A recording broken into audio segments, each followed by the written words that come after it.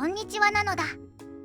この動画ではゲームの動きを見ながらゲーマーには正直どうでもいいプログラマーのディープで細かすぎる視点からゲームの設計を深掘りしていきたいと思うのだ。今回はセガマーク3のファンタシースターを見ていく。では早速見ていくのだ。1987年、ファミコンが発売されてから4年後。まだゲーム機は 3D を描く能力はなかった。しかしあるゲームは驚くほど滑らかな 3D ダンジョンを実現していた。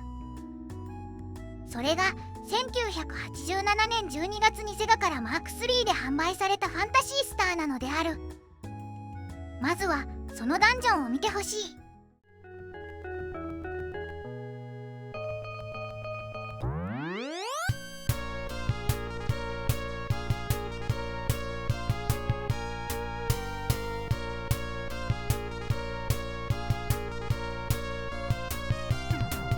スムーズかつ滑らかに描画されるダンジョンは気を抜くと車酔いするレベルである。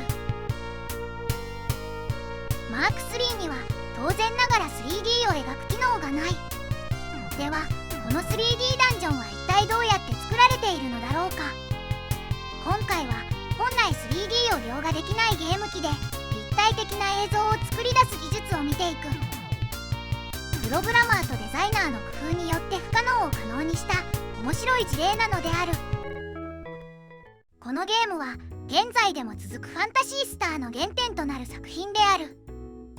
ファンタジーでありながら SF の世界観を持つ RPG という当時では珍しい設定であったのだ。1986年5月に発売されたドラゴンクエストから1年半後、これはマーク3で発売された初めてのロールプレイングゲームでもあったりする。セガの人気ゲームであるアフターバーナーに続く大容量 4Mbit カートリッジの第2弾というセガとしても力を入れたゲームである。シナリオ、映像、音楽はどれも完成度の高い作品であるが、実はこのゲームの一番すごいところはテンポの良い操作性である。プレイヤーはストレスを感じることなく冒険を続けることができるのである。これだけでも1本の動画が作れそうなのだが、今回はその中でも 3D ダンジョンの仕組みに絞ってみていきたいと思う。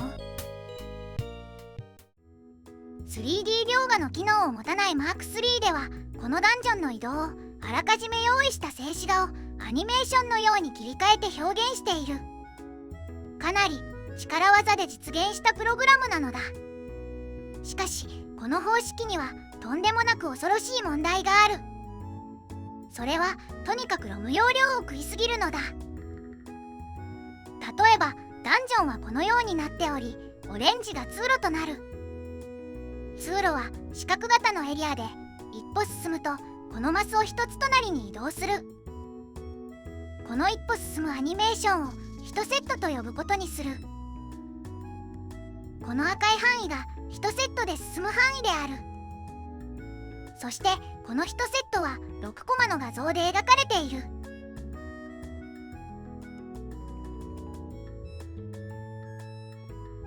マーク3の画面は 8×8 ドットの画像を横32×縦24枚をタイル状に並べて描画している。この 8×8 ドットの画像をパターンと呼び、一つ一つに通し番号がついている。そして画面を構成するパターン番号の並びをネームテーブルと呼び、パターンを並べたパターンテーブルの画像を使い描画する。ネームテーブルの1タイルのサイズは2バイトなので1画面で1536バイトが必要になる。これが1セットで6コマあるので、たった一歩進むアニメーションだけで9216バイトも必要になってしまうのだ。すでにお気づきの方もいるかもしれないが、これは通路が単純な1本の場合の話である。しかし実際のダンジョンは決して1本ではない。横道があったり曲がり角があったりと構造が複雑になるほど必要になる映像の種類はどんどん増えていく。そしてその全ての映像を小さなロムの中に収めなければならないのである。ここでカートリッジの容量を思い出してほしい。当時としては大容量だった4メガビットのロム。しかしこれをバイトに換算するとわずか 512KB でしかない。つまりたった一歩進むアニメーションだけでカートリッジ容量の約 2% 近くを消費してしまう計算になるのだ。ではこの恐ろしい容量問題をファンタシースターはどう解決したのであろうか。答えはシンプルで、ゲームのルールを都合のいいように条件をつけて絞り込んだのだ。では何セット必要になるのか。これは実際のマップを見ての憶測ではあるが、マップには次の条件が縛りとしてあるようだ。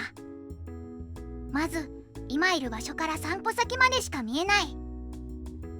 そしてこのような自分のいる場所の左右の通路は見えない。この条件により描くのは前方のこの 3×3 の地形の組み合わせに絞られる。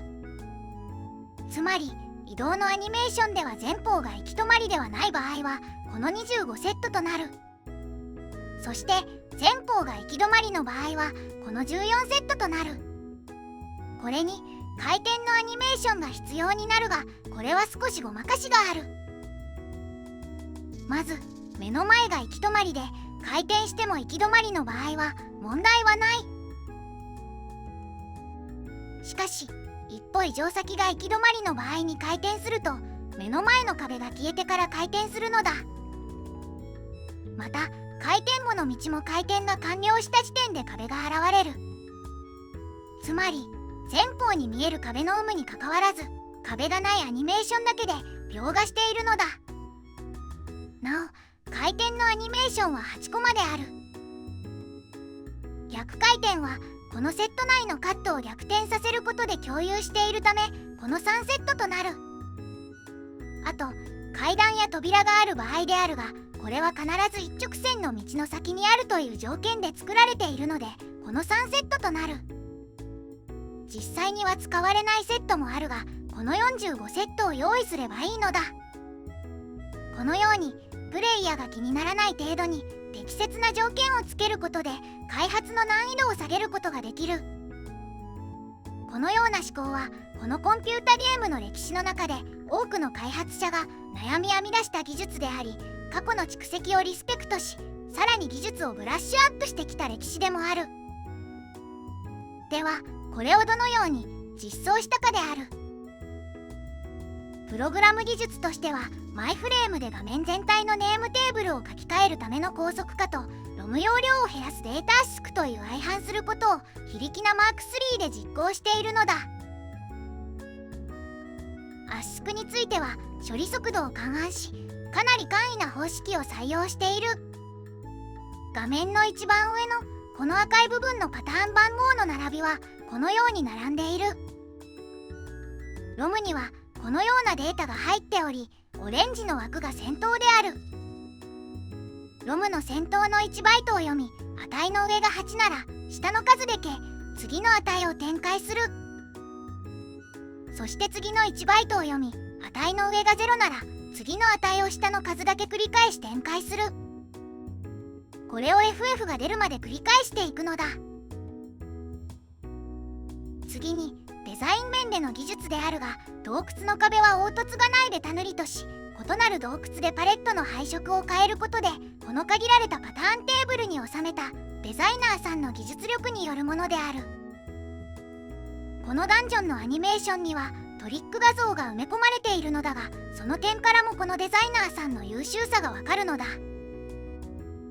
それはこのシーンである。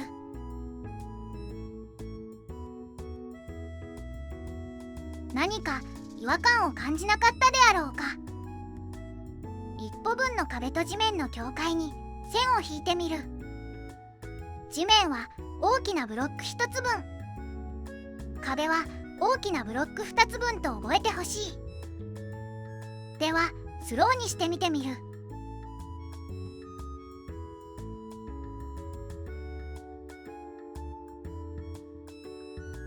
この一歩には変なところはない。トリックは次だ。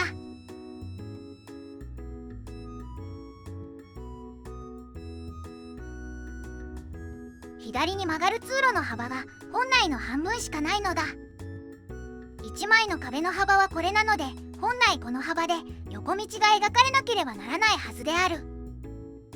しかし、もしこの赤枠が通路として描かれていたら、逆に広すぎなようには感じないだろうか。多分 3D としての正確さではなく、映像としての感覚を優先したのではないだろうか。ファンタシースターは素晴らしいスタッフが集まったことで完成した作品であることはよく分かったのだ。しかしプログラマー視点では、ソニック・ザ・ヘッジホッグのプログラマーでもある中裕二さんの存在が大きいと感じてしまうのである。この一つ前の作品であるマーク3のアウトランの発売が1987年6月であることから、事前にゲームデザインやグラフィックなどの作業は進んでいたとしても、本格的なプログラムの期間は半年程度と短期間だったと考えられる。そんな短期間でここまで作れるとは、労働基準法の甘い時代の鬼残業のなせる所業なのだろうか。このようなスムーズに移動できるダンジョンは、プレイステーション1でポリゴンでの描画する時代までだと PC エンジン向けに3ソフトが販売したアウトライブと NCS のダブルダンジョンくらいだろうか。しかしそれと比べてもファンタシースターのインパクトは薄れるものではないのだ。最後にどうでもいいことなのだが、気がついた点として、最初のセーブ時にバックアップ用の S ラムの片隅に中さんがサインを書き込んでいたのだ。普通は誰も見ることのない場所なので、ちょっとお茶目なのだ。今回はこれで終わりなのだ。次回はまた別のゲームを見ていきたいと思う。では今日はここまで。バイバイ。